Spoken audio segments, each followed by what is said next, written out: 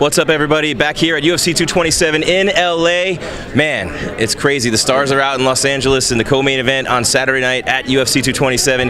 The Olympic Gold Medalist looking to put UFC gold around his waist and become the first one ever to do so. Henry Cejudo, the messenger, has a message for all of you. Stop overlooking him when it comes to this fight. Henry, I don't know. I mean, I saw you in the conference call on the Embedded show, and you're like, hey guys, wait. He's got to get through me first. I don't know if you saw my Instagram post. Mighty Mouse even said, hey, you guys should learn from him because 8 questions deep, nobody asked him about you. Do you want TJ next? How much money do you want for a super fight? Are you going to go to Bellator? Are you going to go to Bellator before they ask about you? I mean, is this something that you kind of relish as a guy coming in? And Eric says there's no pressure, but man, I mean, no respect at all. Yeah, you know what? Luckily, I wasn't even there for the conference call. Like, I had no idea, but I kind of picture that because the way the things went, like the first fight. But man, welcome to the world, man. The world wants winners, and right now I'm second place. And you know, it's like Ricky Bobby. If you ain't first, you're last, and that's just the reality of it. And I think as a fighter, as a competitor, you accept that, man. It sucks, and I can say I hate second place, and this is why I'm here, man. I'm here to dethrone the guy that had the extra 8 questions and they didn't ask about me. Yeah, it's not just Mighty Mouse you're fighting. It seems like the whole world right here. But you've done that before. I think maybe 2008, right? You've done that once before, and nobody expected you to win the gold medal, and you came out of nowhere and did that too. Yeah, absolutely, man. I've been the underdog before. It's more of an experience. It's not. I'm a veteran when it comes to experience, and that's all it is here. It's an experience thing. Yeah, and only your 4th fight when you fought him the first time. And I've always said that, when you're an Olympic gold medalist and you were in a division at the time where he was running out of title defenses, he's had more rematches than anyone because there just aren't as many guys as there are in other divisions. So I always thought that maybe that was a rush job by the UFC to put you in there, and you being the competitor you are, you're going to take it. But having the experience now and having fought guys like Joe Benavidez and Sergio Pettis and Wilson Hayes, completely different Henry Cejudo. Absolutely, man. I think it was time. Time is an essence. I think I had the time, the right amount of time to dethrone him now. It's been 27 months since the first time we fought. I'm a complete mixed martial artist now, and I'm excited, man. I'm excited to display my art, man, my creativity. Everything has just fallen into place. And of course, you're from Maryville, and it's kind of funny. Everybody talks about ASU wrestling. We talk about Maryville wrestling with you and John Moraga, Palencia brothers, Frankie Saenz, so many great fighters coming out of there. But there's just something inside of you, and you said it the other day when you were going up Squaw Peak that you used to do it twice with Frankie's dad. So from day one, you've had to work extremely hard for everything you've had. Your mom coming here from Mexico and raising you guys. It's never been easy for you, but you've always found a way.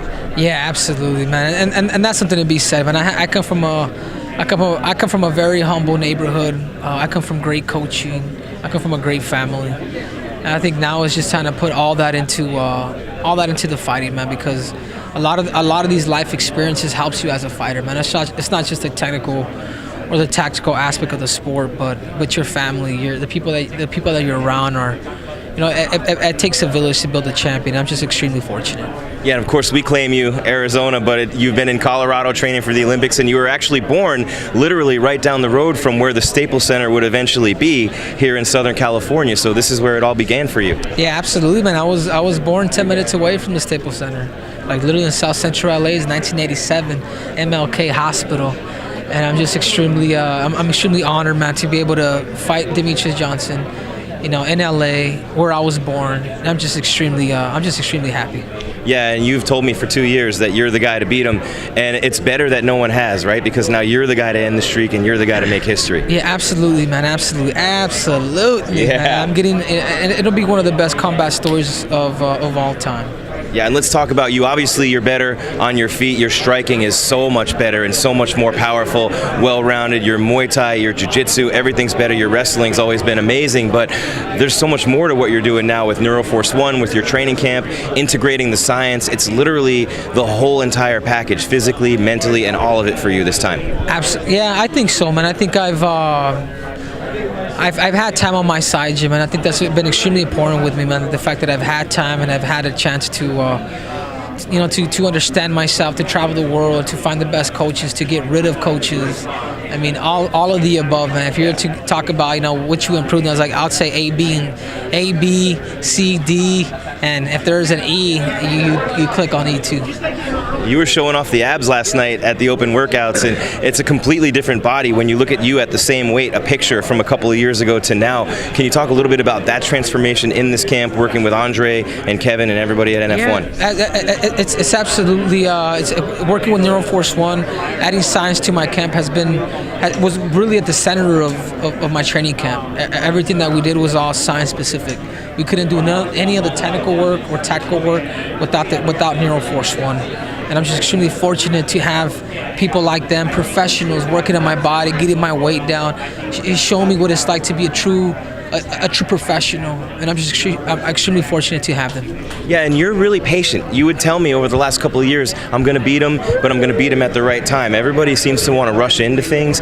You have so much maturity and so much patience, and I have to think a lot of that has to do with your family and your mom and Angel. And this is a guy, if you don't know Henry Cejudo, he has cookouts at his house every weekend that have nothing to do, doesn't even want to talk about MMA, friends and family. Everybody over, people are freestyling, people are having fun. So how important is it for you when it relates to that patience and that maturity and the winning attitude that you have to take that time away and have some fun with your family and friends? It's cool, man. There's life other than fighting, man. I think people think I live and I breathe and I bleed fighting. Like, no, it's not like that, man. Even with wrestling, I was the same way, man. When I would never take wrestling. I would never want to take wrestling back home unless we're studying film and things like that.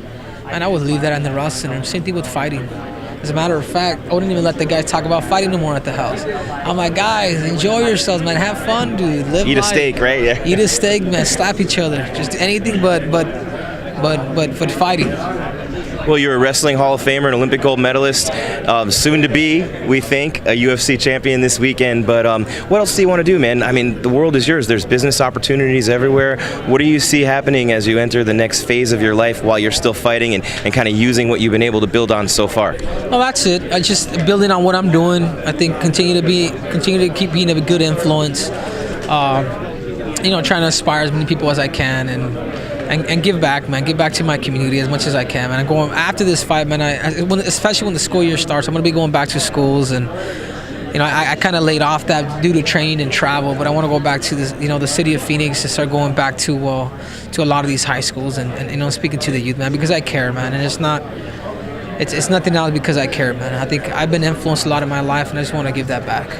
Yeah, and you've gotten a lot of help, but you've given it along the way, and you've been able to take it to levels that most people can only dream of. Last one for you, Henry, as you get set for the biggest fight of your life, Saturday night against Mighty Mouse at Staples Center in LA with the whole world watching in the entertainment capital of the world. What's going to be going through your mind as you walk out to that cage, and how have you visualized the moment when Bruce Buffer says, "and new"? just pure focus, sharp, attentive. All of the above, man. I think that's what's going to be going on in my mind Saturday night, is doing things right, fighting accordingly, and that's it. And you're so humble, and you've been really good about him and complimentary, no crap talking here, and you know how good he is, and you know how good you are, and there's nothing left to do but get in there. Exactly, man. It's time to rumble. All right, Henry Cejudo, the messenger, cage side seat in LA, UFC 227 co-main event, setting that mousetrap coming up here in a couple of days. I'm the big cheese.